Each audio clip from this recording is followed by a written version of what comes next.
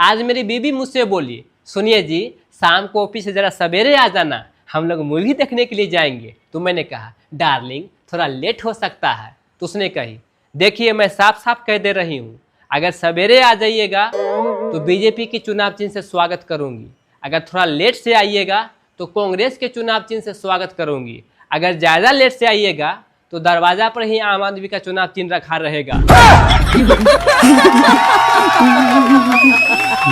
Govinda sir, अगर किसी व्यक्ति को एक औरत पसंद करती है इसका मतलब वो बेचारा पति है, अगर पूरे गांव की औरत पसंद करती है उसे तो इसका मतलब वो लीडर है, अगर पूरे शहर की औरत पसंद करती है तो वो पानी पूरी वाला है।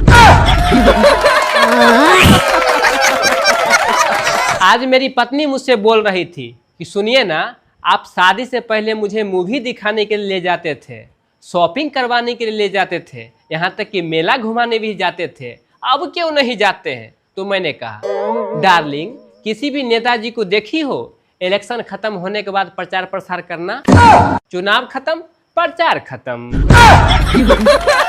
बात तो सही है।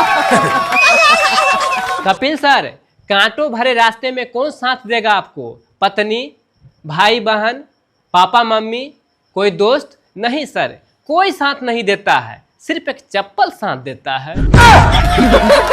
क्या सोच है रे तेरी, मानना पड़ेगा। मुझे स्कूल में लेक्चर देने के लिए कहा गया, मैं क्लासरूम में गया और बोला विद्यार्थियों आज मैं लव के बारे में बताऊंगा। सारा विद्यार्थी खुश हो गया। तो मैंने कहा लव श्री रामचंद्र जी के बड़े पुत्र थे।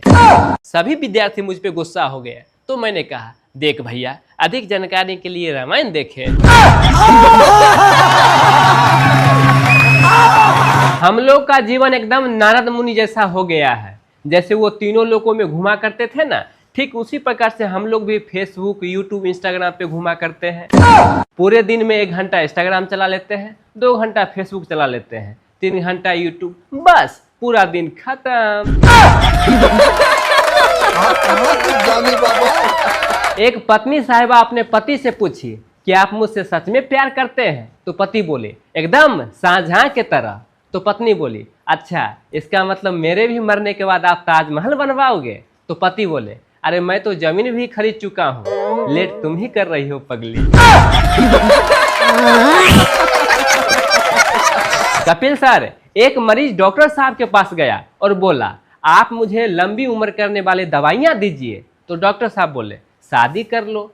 तो मरीज बोला क्या इससे मेरा उम्र लंबा हो जाएगा? डॉक्टर बोले इससे तुम्हें 2 फायदा होगा, एक तो लंबी उम्र की चाहत खत्म हो जाएगा, उसके बाद जो भी जिंदगी बचा है वो भी तुमको लंबी लगने लगेगा। क्या बात है सर, क्या बात है सर, क्या बात। कपिल सर, 1947 में अंग्रेज यानी गोरे चले गए अपने देश से। तो वो गए तो गए, पर गोरियां क्यों चली गई? हम लोग को कोनो गोरिया से कोई तकलीफ थोड़े था। गोविंदा सर, मैं एक अपने ऊपर जोक्स बोलना चाहता हूँ कि महबूबा के बाहों में बैठ के मुझे एक ऐसा जोश आया, महबूबा के बाहों में बैठकर मुझे ऐसा जोश आया, फिर क्या पत्नी ने देख ली और आंसू में होश आया। सर, मुझे आज तक ये समझ में नहीं आया है कि शाम होते ही सारा मच्छर घर में कैसे आ जाता है।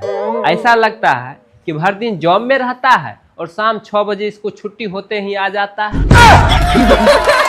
बात तो सही है। कपिल सर, माता पिता के कर्मों का फल सिर्फ औलाद को ही नहीं, दामाद जी को भी भुगतना पड़ता है। मतलब आप समझ रहे हैं ना?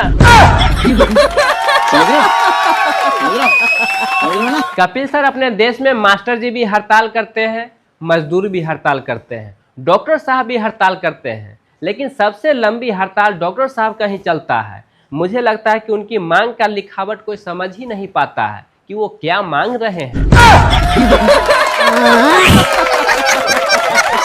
कपिल सर, आजकल अपने देश में ठग बाबा बहुत ही घूम रहे हैं। आइए इस पर हम एक जोक सुनाते हैं। वाह जी, बोलिए प्लीज। एक राजा साहब एक ज्योतिष को बुलाए और बुलाते हैं उसे जेल में डाल दिए। ज्योतिष पूछा राजा साहब मेरा गुनाह क्या है? तो राजा साहब बोले अगर तुमको भविष्य के बारे में पता ही रहता तो तुम आते ही क्यों?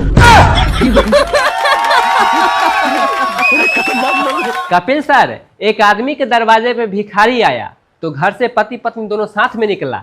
भिखारी देखते ही बोला, साहब कुछ पैसे दे दीजिए। तो पति अपने जेब से पर्स निकाला। इतना ही देर में भिखारी बोल डाला कि आप दोनों का जोड़ी 7 जन्मों तक रहे। पति गुस्सा से पर्स जेब में रख लिया।